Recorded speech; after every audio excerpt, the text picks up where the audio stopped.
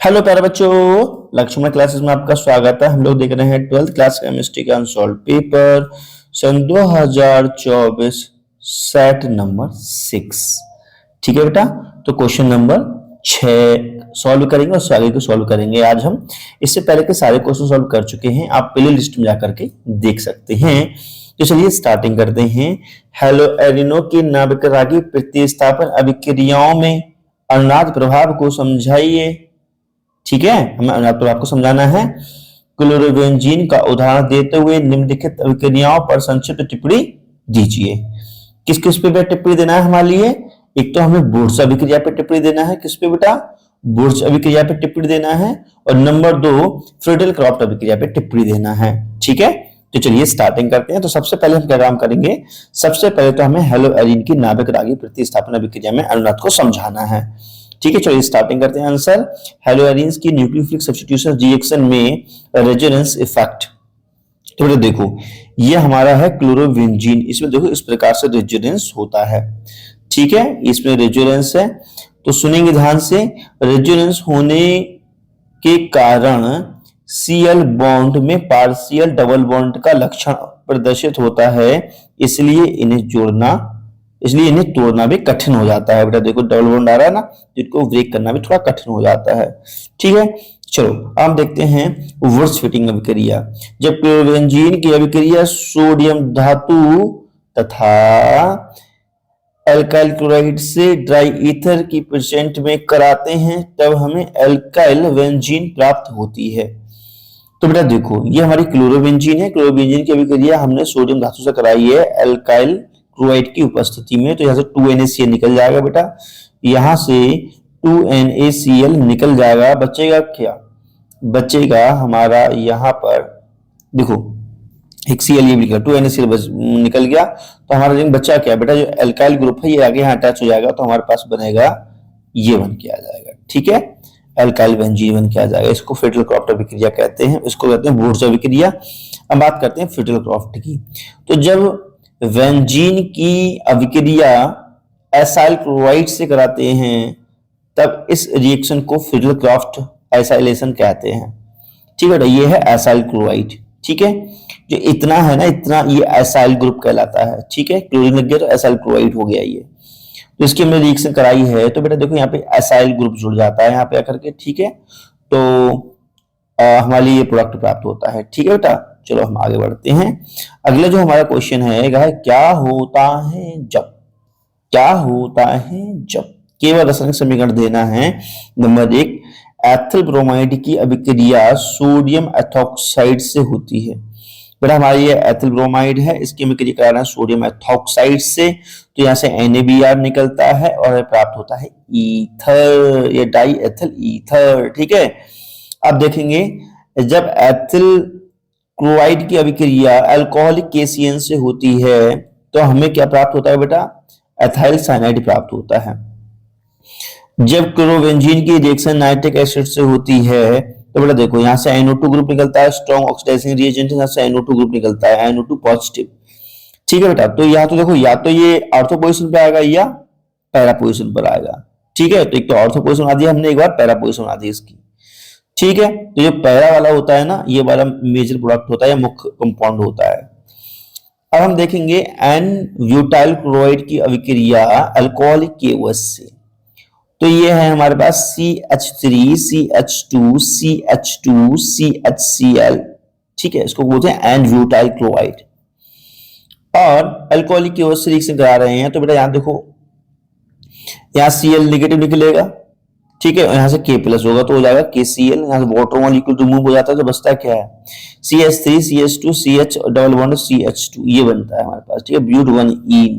ठीक है बेटा, तो इसको हम एलिमिनेशन रिएक्शन भी कहते हैं। ठीक है बेटा, देखो जब एथिल ब्रोमाइड की अभिक्रिया शुष्क ईथर की उपस्थिति में मैग्नीशियम धातु से होती है, तो हम एथिल ब्रोमाइड प्राप्त होता है। तो तब प्राप्त होता है बेटा एथिल मैग्नीशियम ब्रोमाइड प्राप्त होता है। ठीक है, तो देखो मतलब ग्रेनाइट रिएजेंट प्राप्त हो गया हमारे लिए। ठीक है बेटा, तो सुनेंगे ध्यान से। निम्नलिखित पर संक्षिप्त टिप्पणी दीजिए। सरका के केवन से एथेनॉल का बनना, राइमर अभिक्रिया और विलियम संश्लेषण अभिक्रिया, सारे इंपॉर्टेंट आते हैं पेपर हर साल ये। तो बेटा देखो, शर्करा के किण्वन, किण्वन मतलब फर्मेंटेशन कहते हैं, शर्करा के किण्वन से एथेनॉल का बनना। तो बेटा शुगर के फर्मेंटेशन से एथेनॉल प्राप्त करने की विधि सबसे पुरानी विधि है। गन्ने या अंगूर जैसे फलों की शुगर को इन्वर्टेज एंजाइम की प्रेजेंट में ग्लूकोज एंड फ्रक्टोज में चेंज कर लिया जाता है या तोड़ लिया जाता है। तो देखो शुगर है ना, इनका हमने इन्वर्टेज एंजाइम की उपस्थिति में हाइड्रोलिसिस कराया है, जलावधन कराया है, तो हमें ग्लूकोज एंड फ्रक्टोज प्राप्त हुआ है। अब ग्लूकोज या फ्रक्टोज के ईस्ट में पाए जाने वाले दूसरे एंजाइम जाइमेज द्वारा किण्वन किया जाता है। बेटा हम क्या करते हैं, इसमें जाइमेज डाल देते हैं तो हमें प्राप्त होता है एथिल अल्कोहल प्राप्त होता है। CO2 गैस की बुदबुदाहट निकलती है, बुदबुद की आवाज होती है इसमें से, ठीक है बेटा। अब क्या होता है, हमारे लिए एथिल अल्कोहल प्राप्त हो चुका है, इसको बाष्प मतलब प्रभाजी आसवन द्वारा शुद्ध कर लेते हैं इसको अच्छे तरीके से, ठीक है बेटा। देखो राइमर टाइमर अभिक्रिया पे हमें राइमर टीमर अभिक्रिया पे टिप्पणी देनी है। तो जब फिनॉल की अभिक्रिया एक्वस NaOH की उपस्थिति में क्लोरोफॉर्म मतलब CH3Cl3 से के साथ कराते हैं तो बेंजीन में CHO ग्रुप R2 ग्रुप पर अटैच हो जाता है। इस अभिक्रिया को राइमर टाइमर रिएक्शन कहते हैं बेटा, ठीक है, राइमर टाइमर रिएक्शन कहते हैं। तो देखो ये हमारा फिनॉल है, CHCl3 से रिएक्शन कराया, हमारा ये इंटरमीडिएट बना बेटा, TNO से रिएक्शन कराया तो हमारे लिए सल्फाइड प्राप्त हुआ, ठीक है, मतलब ये चीज प्राप्त हुई, इसी से सल्फाइड प्राप्त हुआ, ठीक है। सोडियम मेटाबॉलिज्म कहते हैं। विलियमसन सब्स्टिट्यूशन देखो बेटा, ये है सिमेट्रिकल एंड अनसिमेट्रिकल ईथर बनाने के लिए महत्वपूर्ण प्रयोगशाला विधि है। तो इसमें बेटा क्या होता है, इसमें थर्ड डिग्री या हम कह सकते हैं टर्सरी अल्कोक्साइड आयन होता है, इसकी क्रिया प्राइमरी अल्काइल हैलाइड से कराते हैं तो हमारे लिए बेटा प्राप्त होता है 3 डिग्री ईथर प्राप्त होता है, ठीक है।